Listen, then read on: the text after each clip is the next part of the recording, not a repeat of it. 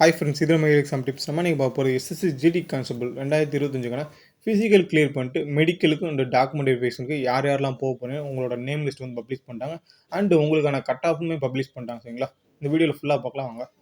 உங்ககிட்ட இந்த cut off list and உங்களோட நேம் லிஸ்ட் வந்து எப்படி செக் பண்ணுறதுன்னு பார்த்தீங்கன்னா, வெப்சைட்டுக்கு போங்க. வெப்சைட்டில் போய் ரிசல்ட்ன்ற பேஜை கிளிக் பண்ணுங்கள். இதில் மேல் அண்ட் ஃபீமேலுக்கு ரெண்டுமே தனித்தனியாக கொடுத்துருக்காங்க. ரைட் அப்னு இருக்கும் பார்த்தீங்களா? ரைட் அப்ன்றது உங்களுடைய கட் ஆஃப் இருக்கும். அதில் வந்து ரிசல்ட்டுன்றதுல உங்களோட நேம் இருக்கும். சரிங்களா? அந்த நேம் வந்து நீங்கள் சர்ச் பாக்ஸில் உங்களோட நேம் இல்லைனா ரோல் நம்பர் போட்டு செக் பண்ணுங்கள். யாரும் ரிஜிஸ்டர் நம்பர் யூஸ் பண்ணி செக் பண்ணாங்க, ரெஜிஸ்டர் நம்பர் அதில் இருக்காது. சரிங்களா?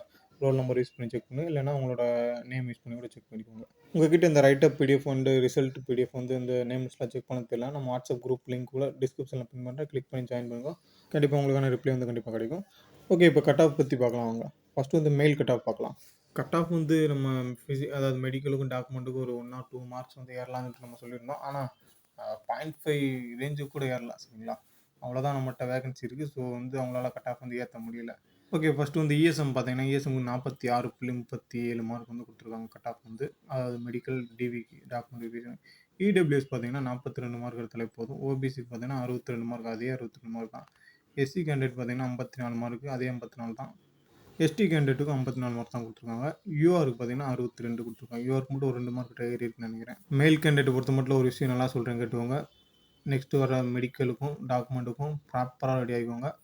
நீங்கள் இந்த டாக்குமெண்ட் மெடிக்கலில் பாஸ் பண்ணிட்டீங்கன்னா உங்கள் கையில் ஒரு 75% to 80%, அதாவது உங்களோட மார்க் நல்லா இருந்துச்சுன்னா கண்டிப்பாக உங்களுக்கு போஸ்டிங் இருக்குது. மார்க்கு ஓரளவுக்கு கம்மியாக ஒரு 2-3 மார்க் தான் கூட வச்சுருக்கீங்கன்னா உங்கள்கிட்ட ஒரு 90% வரைக்கும் உங்கள்கிட்ட ஜாப் ஷூரிட்டி இருக்குது. சரிங்களா? ஸோ எதை பற்றியும் நீங்கள் யோசிக்காமல் எல்லாருமே மெடிக்கலுக்கும் டாக்குமெண்ட்டுக்கும் ப்ராப்பராக ரெடி ஆகிப்போங்க. இந்த இடம் வந்து கோல்டன் ஆப்பர்ச்சுனிட்டி சொல்லலாம். கிளியர் பண்ணுற எல்லாருக்குமே போஸ்டிங் கிடைக்கும் சான்சஸ் இருக்குது. சரிங்களா?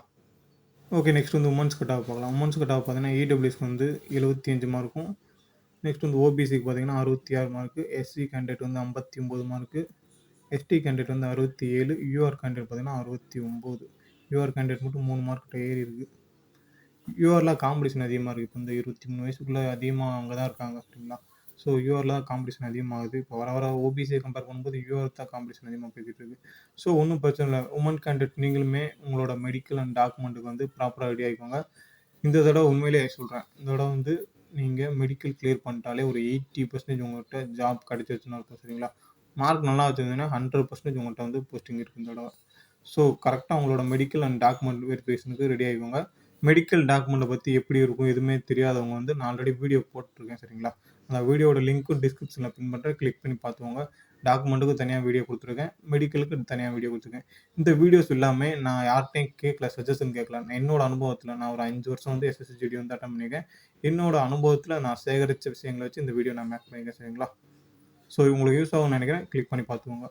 மெடிக்கல் அண்டு டாக்குமெண்ட்டுக்கான டேட் வந்து எப்போ அனௌன்ஸ் பண்ணலாம் பார்த்தீங்கன்னா, இந்த மந்த் எண்டு, அதாவது அக்டோபர் எண்டுலேருந்து எதிர்பார்க்கலாம். October end to November first வீக்கில் கண்டக்ட் பண்ணுறதுக்கு நிறைய சான்சஸ் இருக்குது. ஸோ இன்னும் ஒரு 10 to 15 நாள் தான் இருக்குதுன்னு நினச்சிக்கோங்க. மெடிக்கல் போகாதவங்க, அதாவது ப்ரிவியூ மெடிக்கல் அட்டன் பண்ணாதவங்க தயவு செஞ்சு அட்டன் பண்ணுங்கள்.